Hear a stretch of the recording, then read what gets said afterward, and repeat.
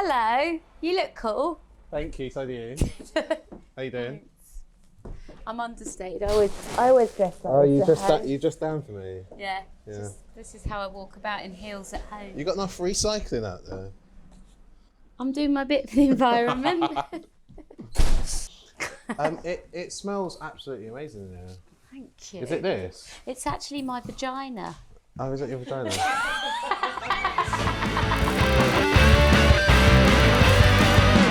To you, he's the beloved best friend, Kwame from I May Destroy You, the lead in the Lazarus Project, and the demon Garp in Black Mirror. Or maybe to you, he's on the big screen playing alongside Saoirse Ronan in The Outrun, or he's treading the boards as Hamlet, or more recently, Delroy in Death of England. He's a multi-award nominated actor and has star quality that makes you sit up and pay attention. But to me, he's a man I saw on telly who I developed a burning desire for and was asked to present a theatre award to an event where I was told he was going to be there. I said, I'm not really interested in presenting a theatre award, but if you put me on the same table as this man, I will attend. So I was put on the same table as him, only to realise he was taken. Damn. But since I got the runner-up prize of becoming his friend, and he's a great friend too, Paapa Essiedu. What an introduction. Can you imagine like a more organic friendship philosophy? Forced my way in. My first question, does it bother you that you've become a massive sex symbol? Does it bother me? Yeah. How do you feel about it? It's definitely not how I've logged myself in my own mind. Is it news to you when I say that? A massive sex symbol? Yes. Have you actually got the receipts for that? Well, every time I say my friend Paapa and they go, Paapa Essiedu, oh my God, I'm obsessed with him. He's so hot. Who's that? Every single person. Every single person you Every speak to? gay man and every straight woman I speak to, yes. Okay. Well, that's a pretty good, pretty good spectrum. They're not really saying it to me, but like I'm happy for people to be saying it behind my back. Yeah, you don't feel kind of objectified. My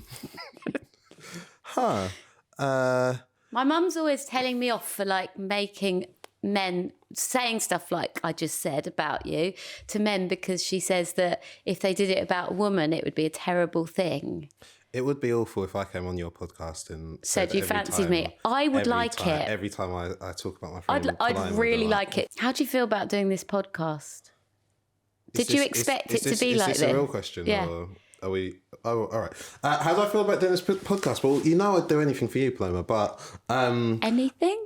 Absolutely anything, but you just have to ask nicely. But I probably I probably should have interrogated you a little bit further when you texted me, I think quite late at night, saying, hey, I'm doing a podcast, will you come on it? And I was just like, yeah, whatever.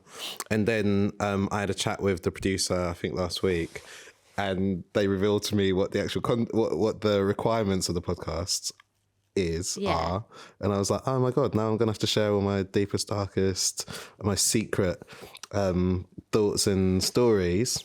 It's vulnerable. It is vulnerable, and I think it's a real challenge and actually privilege to make space to be vulnerable, especially with your friends, but to do it in front of these guys.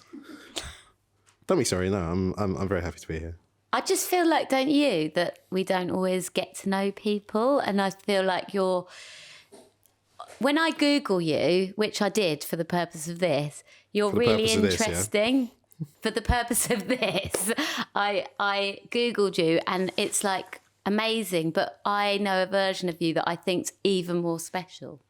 That's nice. Why I'd like you on the podcast. Thank you for inviting me. Oh, my mate's actually popping in. To join us? Well, maybe. I don't know.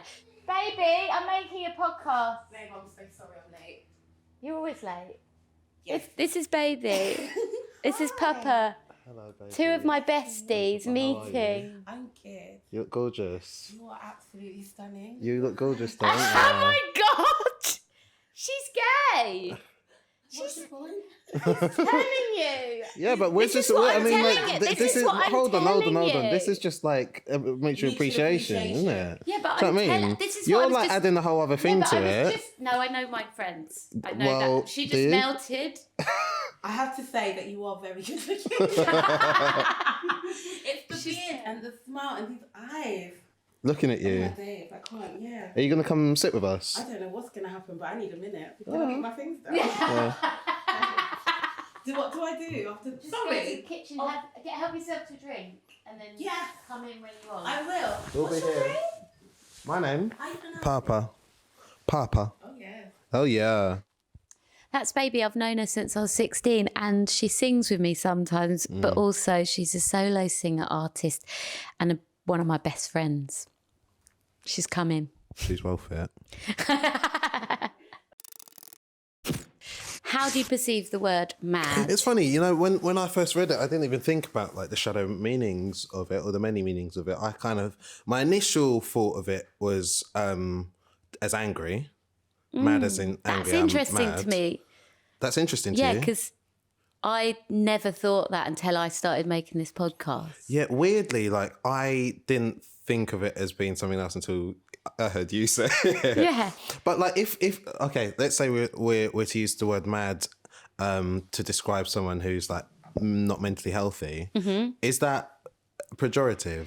Yes, but also I think that coming from the perspective as somebody whose people's always gone, she's mad as a box of frogs Do people about say me. that? Yeah, that's why I was wanting to make this podcast, because I was like, what is actually mad? If I'm mad and I consider myself to be pretty rational, sane, have my politics in the right place, morally quite sound, then I'm kind of confused about what people think mad is. And people are quite flippant, aren't they, about like mental health related words anyway. But I just thought it was an interesting word. When people use it, because it sounds like when they use it against you in that context, it's kind of weaponized. What do you think they're trying to do? Do you think they're trying to belittle you? Make me feel more of an outsider or something. Have you ever been called mad? Like, as in, you're mad. I don't think so, but I do. I think it's gendered. I think like it's not something that's it's not a word that's often used against or not used against men in the same way as it's used against women.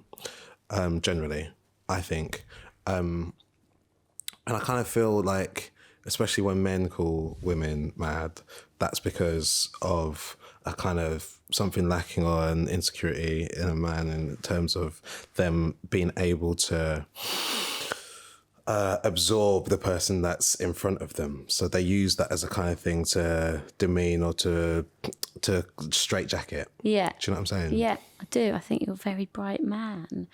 Do you want to tell me a time that you've been angry? Well, it's funny, when I was actually, I don't often find myself having explosive kind of outbursts of anger. Have you ever had a fight? I had a fight, I had one fight with a guy who remained unnamed when I was at school in a playground. Let's just say his head was shaped like a loaf of bread and he also kind of resembled one. And we kind of had this fight and I punched him, but I punched him in the back of the head. But I think he must have just turned his head like really suddenly and like I connected to the back of his head and I like, it really hurt I think it hurt my fist more than it hurt his But that's like the only head. time. Well, actually, no. I think for me, like all the fights that I've been in as an adult have been like trying to break up fights. So that's what like You take a kind of passive role or a diffusing role. a diffusing role, maybe. Yeah. Where do you think that comes from? Did you have like strict parents, religious background? Yeah, it probably is Christian guilt, but like I grew up. It's single mum going to church until I was probably about 17, something like that. And whilst now I probably would describe myself as spiritual rather than religious. I don't know if I'm an atheist or not, but there is always like residual kind of leftover kind of feelings from that time. Yeah, I don't know. I don't know if the anger is suppressed. I don't know if it's repressed. I don't know if if it all comes out when it needs to come out, or if it comes out in different ways. But yeah, I don't think the outburst, like, and I know people, I know really angry people. I relate to you on this because I grew up in a household where I don't know what your exact background was, but mine was that all anger was associated with my dad because it wasn't a great home life, like with him involved. And so anger was massively negative. So therefore now as an adult, I feel quite difficult. I find it quite difficult to be angry because I associate it with becoming like the bad thing that I grew up as a kid feeling like. But I just wonder whether it's in there anyway and how it might manifest if you're suppressing anger, like how does it manifest? Or are you just like so amazingly therapized that you're able to talk your feelings out? I don't think the point of therapy is to like disappear anger. I think, like you say, like it's always going to be, I mean, we're people. Yeah, it's natural. natural. You know what I mean? We're people, and the world kind of sucks, you know, and even if it doesn't, like people are triggering and things are triggering and life isn't fair, right? So like anger will exist. I found myself in me, I would say I relate to the fact that I give my self permission to be confrontational or angry, usually in defence of someone else. And I think that's why I can find myself on a march because I'm defending someone else, or I've been in fights before, but usually and taken punches, but it's been when I've defended someone else, not when I'm defending myself. When I'm defending myself, I usually shut down, go quiet. But I get usually very protective, and I'm quite I get like kind of the lioness in me when somebody I love or not even, or somebody I see is being, you know, victimized, then I find the anger quite easily, I think, but not when it comes to myself. Does that make sense? That makes a lot of sense. And like I think I also really relate to that. Yeah. Maybe we can be angry together. I'd like to go to some kind of like... Have you ever done that thing of like just like going out to like a cliffside and just like screaming? No, have you? No, but me and my friend were going to do it the other day. I'd be up for that. Should we do that? I'd Should love we go to like that. Dover or something? So if madness, as in anger in this context, is a gateway for sadness, talk to me about sadness. Tell me about it. Tell you about sadness. Tell me about a time that you've been really sad. Sorry. I think, yeah, sadness is something that I definitely have. Well, you know what? It's funny. Like, I've been sad many times in my life. Not in a like woe is me way, but it's I think it's interesting to talk about how like sadness manifests as well. You know, because for example, so one thing that happened to me is like I lost my dad when I was 14. I lost my mum when I was 20 years old. I was really close to my mum, grew up with my mum. Happened at like I was in my first year at drama school, really kind of pivotal, and it was after a long like illness, blah, blah, blah, lots. But like, I think after that happened, I cried a bit on that day, cried a bit at the funeral, and then didn't cry again for maybe like 5 or 6 years. And I remember like, and even now I look back at that time and I think, does that mean that I wasn't sad? And that's obviously not the case. Now I kind of like cry all the time. I cried this morning when someone was telling me a story, you know, and it in a lot of ways that feels healthy, because it allows you to be in authentic and honest conversation with your sadness, and it kind of allows your sadness not to be something that I suppose drives the car of your life. It allows it to be a companion, and I kind of think that it's important for sadness to be a companion to you in the same way as it's important for happiness to be a companion to you. I think our sadness is something that often kind of like creates the edges, the corners, the imperfections, the roughnesses of our character, of our personalities that allow us to be real, authentic, unique individuals, you know? Do you think that your grief that you carry has affected the way that you view life, like the way that you view opportunities or moments when you are joyful? Like, how does that grief that you like endured from such a young age and quite close together in sort of a lifespan inform like your attitude, do you think? I kind of think there's a thing about grief which I think is a misnomer, which is that it's like you lose someone and then that's it, you know, like that's like an ending for something. Whereas I think like one thing that I feel that I've learned is that grief is it's constant transition, you know, so it's constantly evolving. And like the sadness that I felt in 2010 isn't actually any less felt today, but it's felt in a different way, you know. And I kind of find it to be more of a companion now than it is, you know, like something that's dogging me or something to be scared of or something to run away from. I kind of feel like it's something that it's important for me to encompass and be close to and to cherish, actually, because I kind of think like that is the thing that allows people to stay alive in your heart, in your mind's eye, in your body, you know. The idea that like someone might not be there in physical form, but you know, the love that you have for them or they have for you endures, or the lessons that you couldn't learn then, but you somehow end up finding yourself learning like 10 years later or 15 years later, that it endures. And I think like having that kind of open-heartedness towards grief, which again allows you to have access to sadness. So it means that you can cry. It means that you can lament. It means that you can laugh as well, you know, but allowing that to be like a continuous and open and alive connection to something, I think allows it to have a slightly less kind of like choking hold on yourself. I have to say that that's something that struck me from the time we've known each other, is that your attitude and your vocal, like the way that you explicitly talk about women is notably respectful in a way that not many men I've ever met speak. Like the fact that already in this podcast you've said earlier, like, oh, I think it's gendered. I think, you know, like your attitude, I think the influence that you have of like your love for your mother, like, is in that.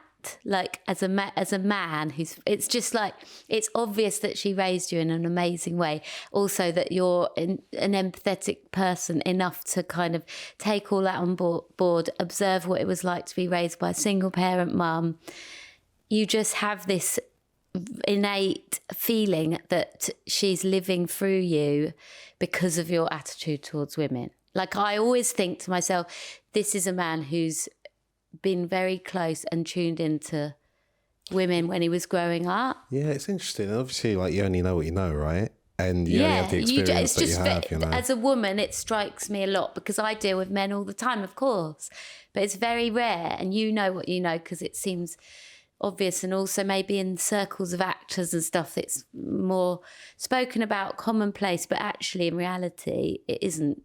You know, we're both from East London, growing up in East London, actors or not, it's not like a common, it's all like, yeah, my bird, you know, and you're just like, no, let's discuss this, you know. It's a journey though. I'd love to say that like I just like popped out and I've been like this. No, but forever, I feel like know, it's the influence that your mother had. So when you say to me, oh, the grief isn't, it changes shape and it takes, but she's still with you. I feel like in those forms, it feels really prominent to me, her influence. Do you want a drink? I'm absolutely parched, actually. Do you want your juice? Could someone please bring me my juice? I'm thirsty. Baby! Yes, love. Can you bring Papa's juice? Yes, I can. Come in. I've got you a mic because actually I think this is quite a good moment for you to come in. And Thank you, baby. come and sit round here. Sit down. Shall. Where will I fit? Here. Sit next to us. I'll sit next Sit in the middle. So baby Oh, wow, is... look at the shoes. Do you like them? Can we get the shoes on camera? They were a gift from Go her. on, let's see them. Let the They're people good, see. aren't They're cool. They were a present Those. From what? from her. So Hi. you guys don't know that you've got something in common. So you were nodding, and do you want to tell Papa? My mother passed away in 2008. And everything that you said really resonated with me when it comes to like the process of grief, the evolution of grief. Yeah, it really sort of sat in my being. What 'Cause I about still divine cry. intervention? Do you believe in it? I believe that in terms of, yes, I would say, I believe that the universe sort of hands you opportunities to find a new path and a new way of thinking and resonating with your own being. So therefore, for me, I see that as divine intervention because I sort of like believe in like the path of the ancestors as well. Like, you know, the people that came before you fashion the people that you are. Do you know what? Do you know what I mean? Or the people that we become, especially through DNA and stuff like that. So for me, like just that whole idea really resonates with me because I think that it's also potentially scientifically quite explainable as well. And doesn't that like provide such a galvanizing take on grief then, you know? Yes. when you reassuring. do you know what I mean, like Yeah. if you think about like yourself as being like literally and also like genetically a product of all your ancestors who have come before you, wow, do you know what I mean? Like that means no one can ever die, you know? Well, that's how I feel. I mean, energy, you know, from potential to kinetic, it never dies, it just moves, doesn't it? Correct. As you said, it evolves. Right. And I like it very much. And that's what I Makes mean me by feel like you safe. can't destroy love like that. And why would you want to? Yeah, and I think that also means that I mean, you have a responsibility to really do it, you know, to really live. When it's But like not it's everybody does that, and I think it's really, really barely anyone does it, admirable. and I don't like and We want to the do it more. moment- We were do you know talking what I about mean? this The moments that you morning. can do it. The She moments was that like, I think I've started to live recently. honestly, Weren't you? You were like, It's true. I'm doing something and it feels like living. And didn't you say, I'm so stressed about not being stressed?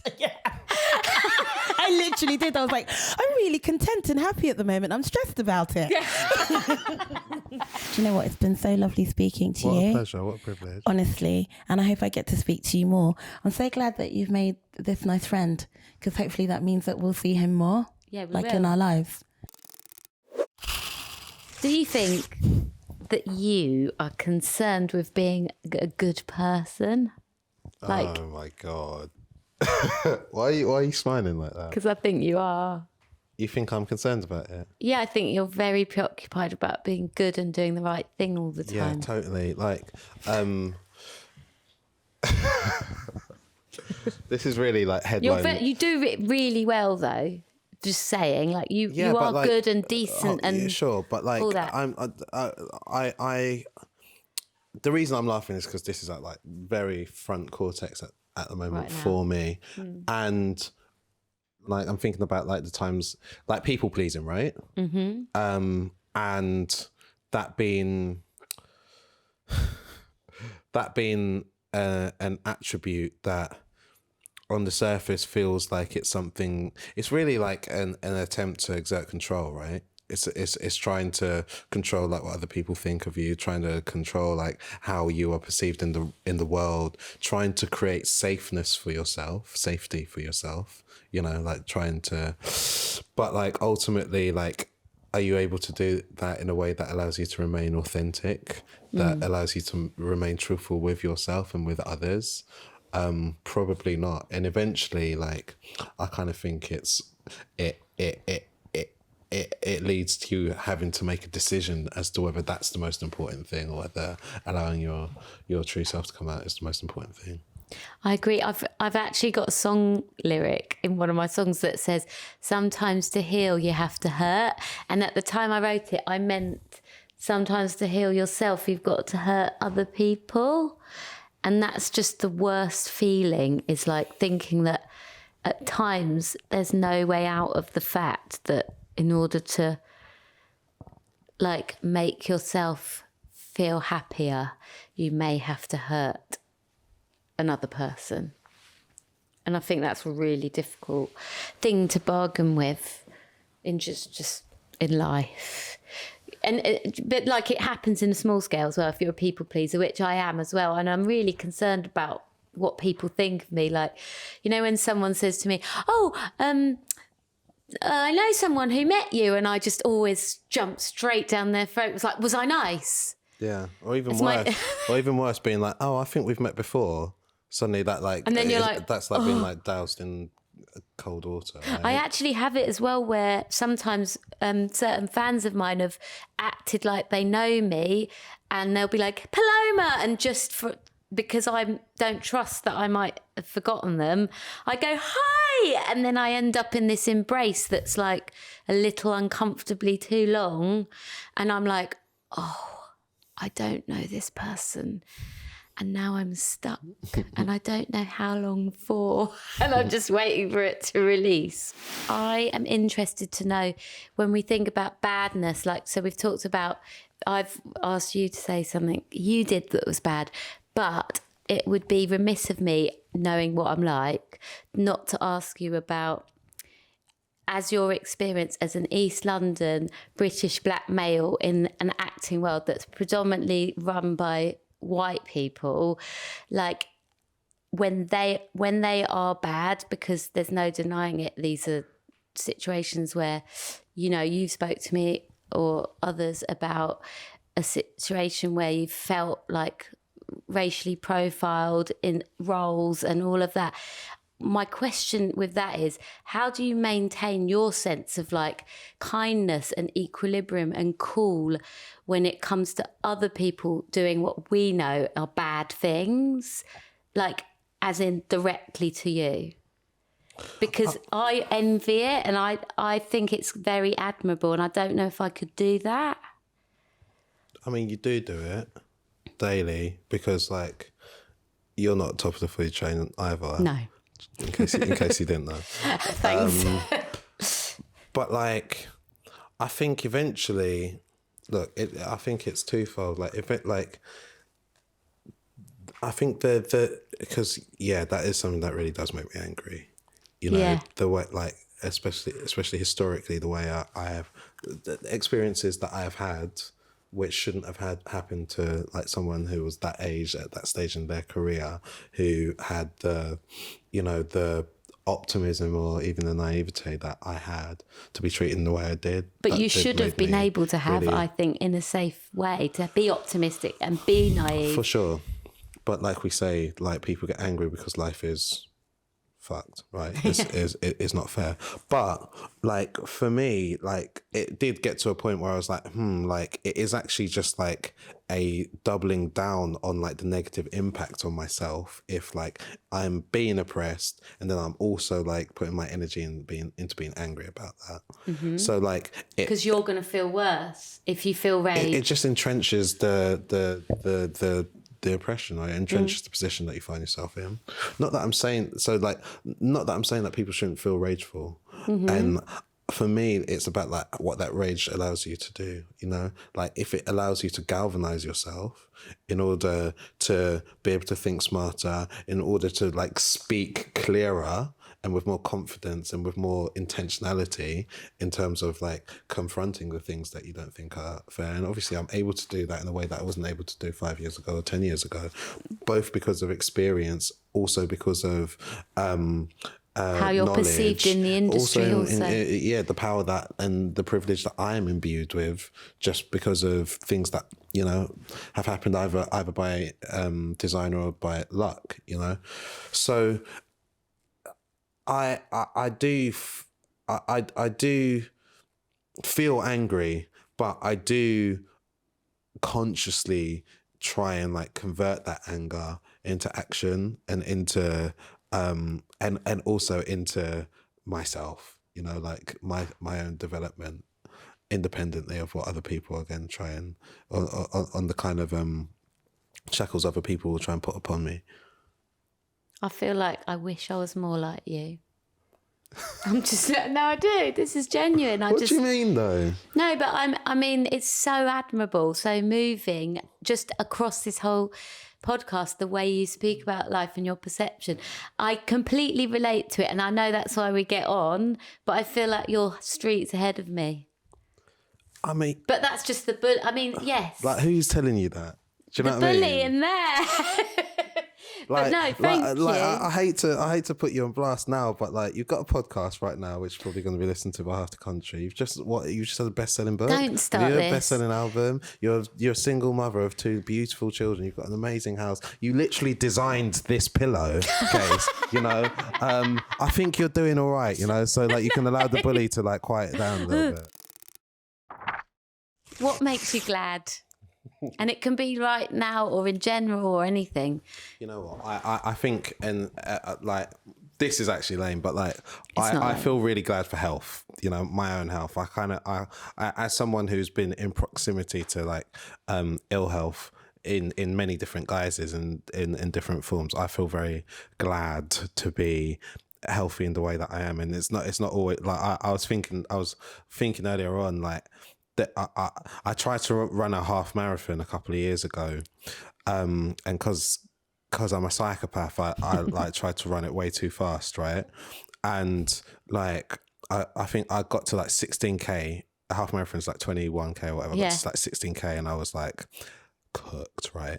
And then and I remember thinking, wow, this is kind of hard.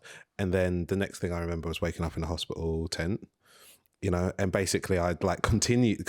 I'm mad. I continued running for like another 3. See, you've admitted it. You're mad. I'm We're both mad, guys. I'm mad. I knew there was a reason I liked you. Oh, maybe that's what I should have said. I'm mad. Yeah, I'm mad when I'm actually in competition myself. But I continued running for another 3 kilometers, even though my body was basically shut down. And then apparently I was found not even on the floor. I was found like in like a bush on the side of the road, like a dog that had taken itself off to die. And then I'd been like taken to the hospital tent. I mean, it's funny in retrospect, but at the time it wasn't. And I remember I woke up and I couldn't remember any words. I couldn't move. And I didn't know why I was there. Couldn't really figure out why my legs hurt so much.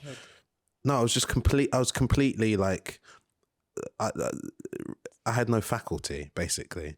And I remember at that moment thinking, wow, like this is it. Like, there was my life before now, and there's my life now. And I was like, I thought a lot of things. Yeah. Anyway, eventually, like after, and I'd been out for like 45 minutes. I was on a drip or whatever. But eventually, like, movement started coming back, and I started remembering words and blah blah blah. And I just found it really funny, you know. Mm-hmm. And retrospectively, I was like, wow, the human body is crazy. But I'm so glad to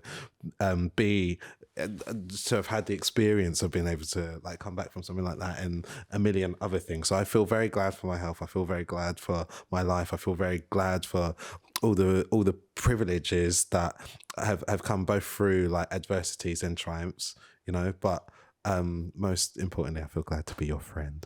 Oh, stop. That's just him being manipulative at the end. I know.